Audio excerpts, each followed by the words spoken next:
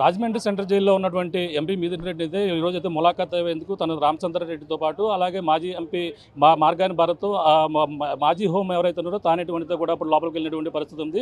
దానితో పాటు ఈ యొక్క రాజమండ్రి సెంట్రల్ జైలుకి అయితే భారీ ఎత్తున కార్యకర్తలతో పాటు వైసీపీ నాయకులు కూడా ఇక్కడ చేరుకున్నారు. భారీ ఎత్తున ఇక్కడ ఉన్నటువంటి అలాగే రాజానగరం మాజీ ఎమ్మెల్యే జక్కంపూడి రాజుతో పాటు అలాగే ఇక్కడ ఎమ్మెల్సీ తోట తిరుమతులు ఇక్కడ కారుమూరి నాగేశ్వరరావు గారితో పాటు అలాగే గణేష్ జక్కంపూడి గణేష్ మొత్తం అందరూ కూడా భారీ ఎత్తున ఇక్కడ చేరుకుని ఇక్కడ అందరూ కూడా సంఘీభావం తెలియజేస్తున్నారు. అలా ప్రధానంగా ఏదైతే కుంభకోణం ఉందో అది కావాలని ఉద్దేశపూర్వకంగా కూడా ఈ విధంగా చేశారని కూడా చెప్పుకొస్తున్నారు. ప్రస్తుతం తోట తిరుపతి ఉన్నారు, మాట్లాడే ప్రయత్నం చేద్దాం. సార్ చెప్పండి, ఈ పరిణామం ఏ విధంగా చూడాలి? అలాగే ఈ యొక్క స్కామ్ 3,500 కోట్ల స్కామ్ జరిగిందంటున్నారు. ఈ లిక్కర్ స్కామ్ ఏ విధంగా చూడాలంటారు?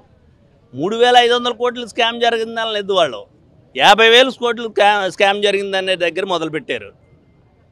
తర్వాత 40,000 అన్నారు, 30,000 అన్నారు, 20,000 అన్నారు. ఇప్పుడు 3,500 కోట్లు అనేటువంటిది ఏదో చార్జ్షీట్ వేయించామనేటువంటిది చెప్తున్నారు. ఇదంతా చాలా తప్పుడు విధానం. ప్రతిపక్షాల గొంతు నొక్కడం కోసం చేసేటువంటి దుర్మార్గమైనటువంటి ఆలోచన. ప్రజల దృష్టిని మళ్లించడం కోసం వాళ్ళని ప్రశ్నిస్తున్నారు. ఎక్కడికి వెళ్ళిన ప్రజలు వాళ్ళు చేసినటువంటి తప్పుడు వాగ్దానాలు, ఈ పరిపాలనా విధానం మీద అందరూ ప్రశ్నిస్తున్నారు. ఈ రెడ్ బుక్ విధానం మీద అందరూ ప్రశ్నిస్తుంటే ఆ ప్రశ్నించేటువంటి అవకాశం లేకుండా డైవర్షన్, ప్రజల ఆలోచనల్ని మలచడం కోసం ప్రభుత్వం ఏం చేస్తుంది అనేటువంటిది దాని మీదకి ప్రజల దృష్టి వెళ్ళకూడదు వాళ్ళ ఉద్దేశం. ఇటువంటి విధానాల మీదకి మార్చాలని చెప్పేసి వాళ్ళ దగ్గర ఉన్నటువంటి యంత్రాంగం, మీడియా ఇవన్నీ పెట్టుకుని తప్పుడు విధానాలు చేస్తున్నారు. ఈవేళ కాకపోయినా రేపైనప్పటికీ దీనికి అంత మూల్యం చెల్లించవలసినటువంటి పరిస్థితులు ఉంటాయి. ఎక్కడికి వెళ్ళినా ప్రజలందరూ రాళ్ళిచ్చి కొట్టే పరిస్థితి ఉంది. గ్రామాల్లోని వాళ్ళు తిరగలేని పరిస్థితి ఉంది ఇవాళ. అందుకని దాని నుంచి ప్రజల దృష్టి మళ్లించడం కోసం చేసేటువంటి ఒక ప్రయత్నం ఇదంతా. ఆధారాలు ఉన్నాయి, పక్కా ఆధారాలు ఉన్నాయి. జగన్మోహన్ రెడ్డి అప్పట్లోనే 50 నుంచి 60 కోట్లు నెలసరి మామూలు వెళ్ళాయని అన్నారు. ఆధారాలు ఉంటే చేసుకోవడం ప్రభుత్వం వాళ్ళ దగ్గర ఉంది.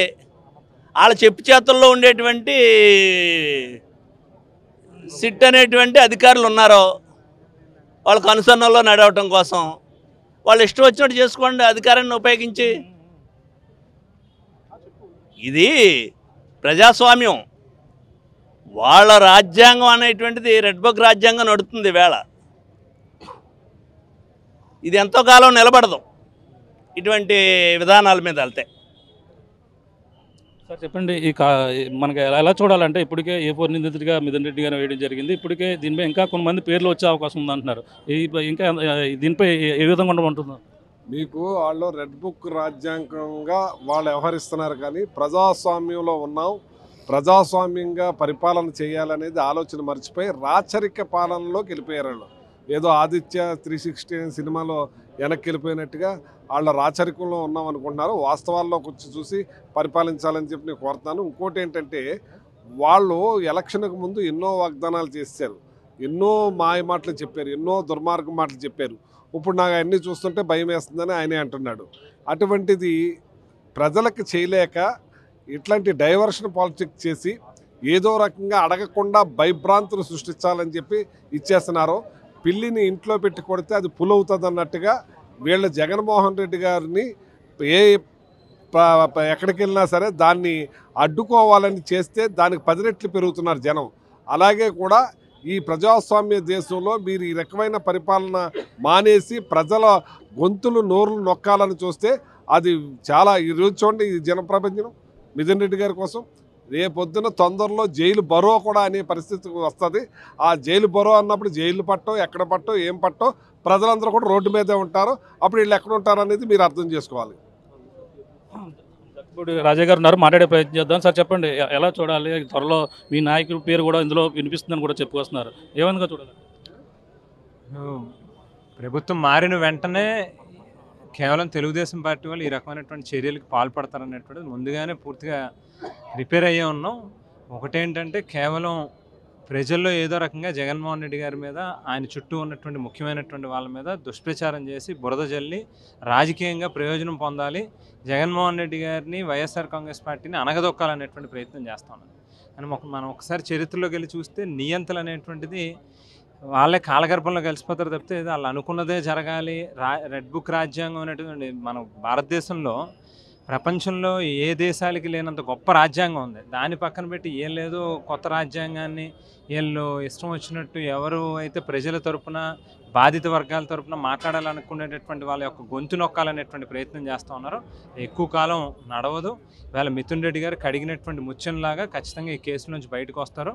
ఒక పార్లమెంట్ సభ్యుడిగా ఆయనకి రాష్ట్ర ప్రభుత్వంలో జరిగేటటువంటి పాలసీ మ్యాటర్లతో ఏ రకంగా సంబంధం ఉంటుందండి? అసలు ఇది కేవలం ఏంటంటే జగన్ గారికి మిథున్ రెడ్డి గారు అత్యంత సన్నిహితులు కాబట్టి ఆయన ఏదో రకంగా ఇబ్బంది పెట్టాలనేటువంటి ప్రయత్నం తప్పితే మరొకటి కాదు. బట్ వీటన్నిటికీ కూడా ముందే ప్రిపేర్ అయి ఉన్నాం. ఇవాళ ఇంతకు ఇంకో 10 అంతలు ఎక్కువ చేసుకున్నా కూడా వీటన్నిటికీ కూడా ఫేస్ చేయడానికి రెడీగా ఉన్నాం. ప్రజలు మా పక్షాన ఉన్నారు. డెఫినెట్గా ఒక రోజు ఆలస్యం అవుతుందేమో కానీ నిజం నిలకడగా బయటకు వస్తుంది. కల్తీ మద్యం తీసుకుని ఎంతో మంది ప్రాణాలు బలిగొనడం జరిగిందని కూడా చెప్పుకొస్తున్నారు. దాన్ని అంటే మనం ఈ మధ్య కాలంలో కూడా టీవీల్లో కానీ పేపర్లో కానీ గమనిస్తే కల్తీ మద్యం చంద్రబాబు నాయుడు గారు బ్రాండ్. అసలు మనం ఎన్టీఆర్ గారు పూర్తిగా మద్య నిషేధాన్ని అమలుపరిస్తే దానికి తూట్లు పొడిచి ఆఖరికి సారాన్ని కూడా బాటిల్లో నింపి అమ్మినటువంటి వ్యక్తి చంద్రబాబు నాయుడు గారు. సో ఆ రోజు నుంచి ఆయన రాజకీయ చరిత్ర మొత్తం ఆ రోజు నుంచి ఈ రోజు దాకా కూడా మనం చూస్తే మద్యం ఏరులై పారించడం, లేకపోతే క్వాలిటీ లేనటువంటి మద్యాన్ని అమ్మకాలు చేయడం, రాత్రి పగలు తేడాలు లేకుండా అమ్మకాలు చేయడం, ఎంఆర్పి కంటే మించి అమ్మకాలు చేయడం, మద్యాన్ని ఒక స్కామ్ కింద లేకపోతే ఒక ఆదాయ వనరుల కింద మార్చుకున్న చంద్రబాబు నాయుడు గారు. అదంతా ప్రజలకు కూడా తెలుసు.